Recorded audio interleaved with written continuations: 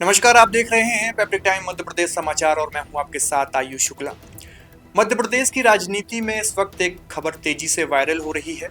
दावा किया जा रहा है कि राज्य की मोहन यादव सरकार अपनी जमीन केरल को बेच रही है। लेकिन क्या सच में ऐसा हो रहा है या फिर ये एक बड़ा आर्थिक फैसला है जिसे गलत तरीके से पेश किया जा रहा है? आज हम आपको बताएंगे इस पूरे मुद्दे की सच्चाई और समझेंगे कि आखिर इसके पीछे सरकार की असली रणनीति क्या है। सबसे पहले आपको बताते हैं कि वायरल दावा क्या है। सोशल मीडिया पर कहा जा रहा है कि मध्य प्रदेश सरकार अपनी जमीन दूसरे राज्यों खासकर केरल को बेच रही है। लेकिन जब इस दावे की पड़ताल की गई तो सामने आया कि यह पूरी तरह से आधा सच है और काफी हद तक भ्रामक भी।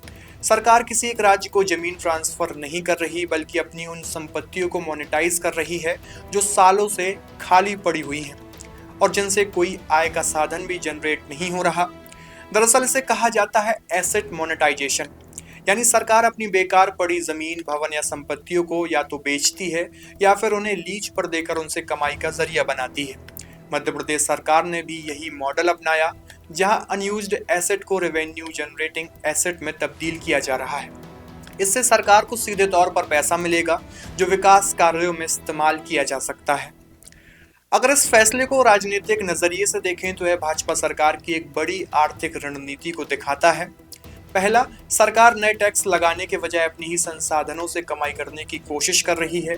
दूसरा, यह कदम मिनिमम गवर्नमेंट मैक्सिमम गवर्नेंस की सोच के साथ मेल खाता है, जहां सरकारी संपत्तियों का बेहतर उपयोग किया जा रहा है। तीसरा, प्राइवेट सेक्टर की तरह प्रोफेशनल एसेट मैनेजमेंट अपनाकर सरकार अपने कामकाज को आधुनिक बना रही है। यानी सरकार सिर्फ खर्च नहीं कर रही बल्कि कमाने के नए रास्ते भी बना रही है। अब बात करते हैं उस केरल कनेक्शन की जिसे लेकर सबसे ज्यादा भ्रम फैलाया जा रहा है। असल में मध्य प्रदेश सरकार की कुछ संपत्तियां दूसरे राज्यों में भी मौजूद हैं, जैसे गेस्ट हाउस या पुरानी जमीन। अगर सरकार उन्हें बेचती है तो खरीदार कोई भी हो सकता है, वह केरल का हो या किसी अन्य राज्य का।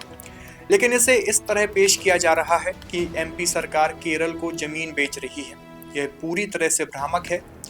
तो कुल मिलाकर यह मामला जमीन बेचने से ज्यादा सरकार की आर्थिक रणनीति से जुड़ा हुआ है।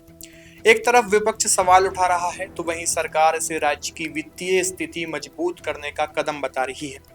अब देखने वाली बात यह होगी कि क्या यह मॉडल वास्तव में मध्य प्रदेश की अर्थव्यवस्था को नई रफ्तार दे पाता है और क्या दूसरे राज्य भी इसे अपनाते हैं। आज की इस खबर में सिर्फ इतना ही। आप बने रहिए पेप्टिक टाइम न्यूज के साथ। शुक्रिया।